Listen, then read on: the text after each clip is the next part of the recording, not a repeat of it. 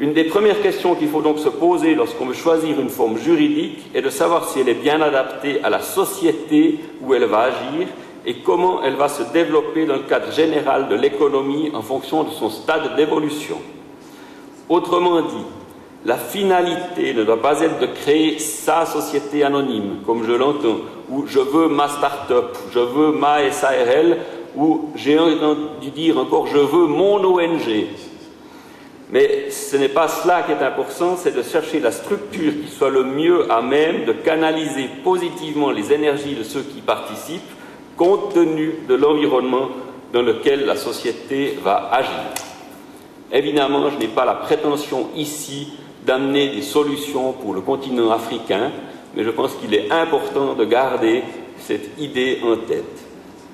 Venons-en maintenant à l'os de mon exposé, la partie plutôt technique, soit de ces fameuses formes légales du droit suisse. Comme je l'ai dit au début de mon exposé, il n'y en a que 11. 7 de premier choix, c'est-à-dire les 5 personnes morales que j'ai énumérées, la société en nom collectif et l'entreprise individuelle. Une tombe en quasi-désuétude, c'est la société en commandite. Puis ensuite, nous avons 3 véhicules étranges que notre Parlement a créés assez rapidement, que sont les SICAV, les SICAF et les sociétés en commandite de placement collectif, que je ne ferai que citer. Voilà qui est fait. Commençons donc par les 5 personnes morales. J'aimerais faire ici un petit aparté philosophique.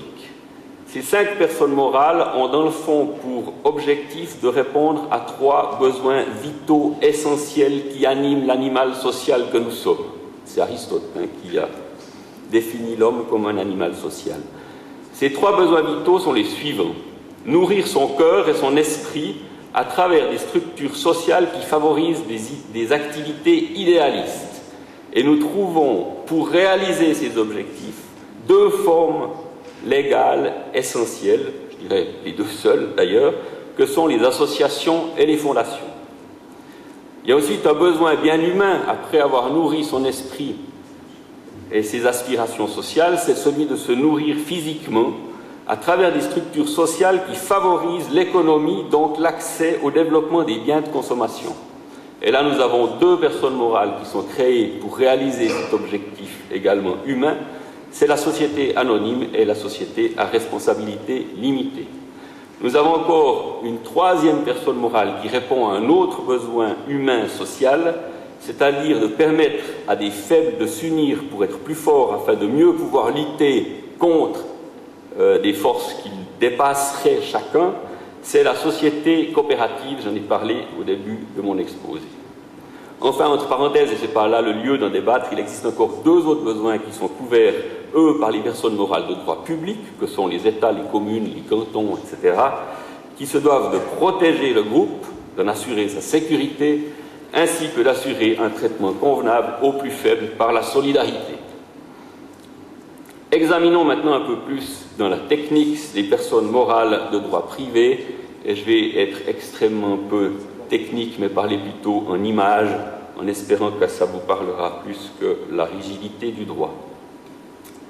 Commençons par les associations. Les associations, je les comparerais à des voiliers. Vous savez, il existe des tout petits voiliers qu'on appelle des optimistes. Je trouve ça magnifique, je trouve que ça va très bien aux associations. Elles sont souvent pleines d'optimisme. Elles peuvent aussi couler, elles se transformer en radeau, ça navigue aussi sur les eaux, mais avec, disons, une voilure qui n'est pas toujours bien adaptée. Mais vous avez aussi des bateaux de course, comme à Lingui, vous avez des bateaux de plaisance, vous avez des caravelles. Tout ça est animé par un vent. Ce vent, je le comparerais à la force de l'idéal.